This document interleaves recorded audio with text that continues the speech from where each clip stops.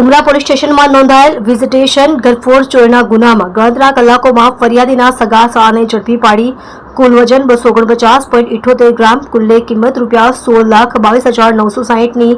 મત્તાનો ચોરી કરેલ મુદ્દામાલ સોના ચાંદીના દાગીના રિકવર કરી ગુનાનો ભેદ ઉકેલતી સુરત શહેર ક્રાઇમ બ્રાન્ચ ગત તારીખ 11/11/2024ના રોજ ઉમરા પોલીસ સ્ટેશન પાર્ટ 1 ગુનો રજિસ્ટર્ડ નંબર 2024 ભારતીય ન્યાય સંહિતાની કલમ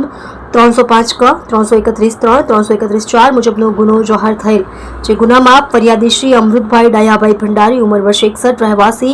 63/2 દરજી મોહલ્લો જૂના મગદલા સુરત શહેરનાઓ પરિવારના સભ્યો સાથે પાલીતાણા અને વીરપુર મુકામે દર્શનાર્થે ગયેલ હતા. તે દરમિયાન તારીખ 8/11/2024ના કલાક 5 થી તારીખ 11/11/2024ના કલાક 1 દરમિયાન હર કોઈ વખતે ફરિયાદીના ઘરના પાછળના વાડાના ભાગે આવેલ લોખંડના દરવાજાનું તાળું તોડી ઘરમાં પ્રવેશ કરી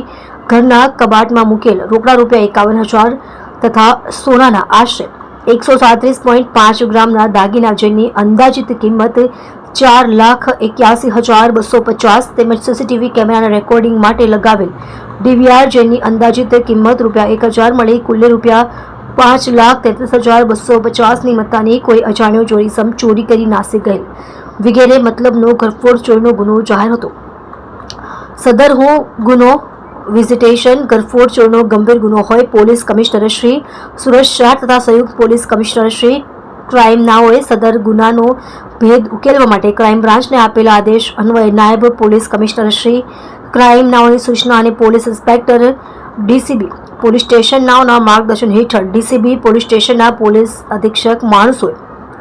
સદર ગુનાનો ભેદ ઉકેલવા માટે પ્રયત્નો હાથ ધરેલ હતા. દરમિયાન ક્રાઇમ બ્રાન્ચની ટીમને આજરોજ આધારભૂત બાતમી હકીકત મળેલ કે આ ઘરફોડ ચોરીનો ગુનો ફરિયાદી અમૃતભાઈ ભંડારીના સગા સાળા જયકુમાર ભંડારી રહેવાસી પાલનપુર કેનાલ રોડ સુમનલિપી આવાસ સુરત શહેરનાએ આચરેલ છે. જે હકીકતના આધારે ફરી શ્રીના સાળા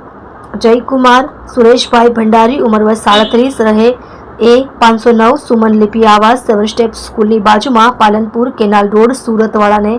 ક્રાઇમ બ્રાન્ચની ટીમે ઝડપી પાડી તેની બારીકાઈથી પૂછપરછ કરતા મજકૂરે સદર ઘરફોડ ચોરીનો ગુનો પોતે આચરેલ હોવાની કબૂલાત કરતા આ ગુનો મજકૂરે તેની સગી બહેન બનેવીના ઘરમાં જ આચરેલ હોય. જે અંગેના કારણ બાબતે પૂછતા તેણે જણાવેલ કે પોતાના બહેન બનેવી આર્થિક રીતે સદ્ધર છે અને બહેનેવી અમૃતભાઈ ભંડારી નાવ વેલેન્ટાઇન સિનેમા પાસે આવેલ સાંઈબાબાના મંદિરમાં પૂજારી અને ટ્રસ્ટી તરીકે સેવા આપે છે, જેને લઈને પોતાને મંદિરમાં સેવા કરવા માટે નોકરી ઉપર રાખેલ, જેમાં માસિક ₹5,000 પગાર અને જમવા માટેનું માસિક રાશન પૂરું પાડે છે. આજથી 3 મહિના પહેલા પોતે એક એક્ટિવા ખરીદ કરવું હતું, જેના માટે ₹20,000 ઓછા પડતા હોય, જે નાણાં બહેન બનેવી પાસે માંગણી કરતા તેઓએ આ રૂપિયા આપવાની ના પાડતા પોતાને મનોમન ખૂબ જ દુઃખ થયેલ હતું અને ગઈ તારીખ 8/11/2024ના રોજ પોતાના બહેન બનેવી પરિવારના સભ્યો સાથે પાલીતાણા અને વીરપુર દર્શનાર્થે ગયા હતા અને તેઓના ઘરમાં અને અગાસી ઉપર આવેલ ફૂલ છોડમાં પાણી પાવા માટે મુખ્ય દરવાજાની ચાવી આરોપીને આપી ગયેલ અને ઘરના બીજા રૂમો બંધ હતા. તે દરમિયાન 10/11/2024ના રોજ પોતે ઘરમાં મૂકેલ રોકડ અને દાગીનાઓ ચોરી કરવા માટેનું નક્કી કરી ઘરમાં કોઈ અજાણ્યો ઈસમ ચોરી કરી ગયેલ છે તેવો ભાસ ઊભો થાય તે માટે ઘરના પાછળના વાડાના ભાગે આવેલ લોખંડના દરવાજાનું તાળું તોડી ઘરમાં પ્રવેશ કરી ઘરના કબાટમાં મૂકેલ રોકડ તેમજ દાગીના ચોરી કરી લીધેલ હતા અને આ ચોરી કરેલ સોનાના દાગીના પોતાના સુમનલિપી આવાસ ખાતે આવેલ મકાનમાં છુપાવેલ હોવાની કરેલ કબૂલાતના આધારે ક્રાઇમ બ્રાન્ચની ટીમ દ્વારા મજકૂર આરોપીના ઘરે બેડરૂમની અભરાઈની નીચેની દિવાલે આવેલ ખાંચામાં દાગીના મૂકી વ્હાઇટ સિમેન્ટ લગાડી ચણતર કરી દીધેલ, જે દિવાલ તોડી જુદા જુદા કુલ વજન 249.78 ગ્રામ, કુલ્લે કિંમત ₹16,22,960ની મત્તાના સોના દાગીના રિકવર કરી ઉમરા પોલીસ સ્ટેશનની વિઝિટેશન ઘરફોડ ચોરીનો ભેદ ઉકેલી નાખેલ છે. ગુનાના કામે આરોપીએ ડીવીઆરની પણ ચોરી કરેલ તે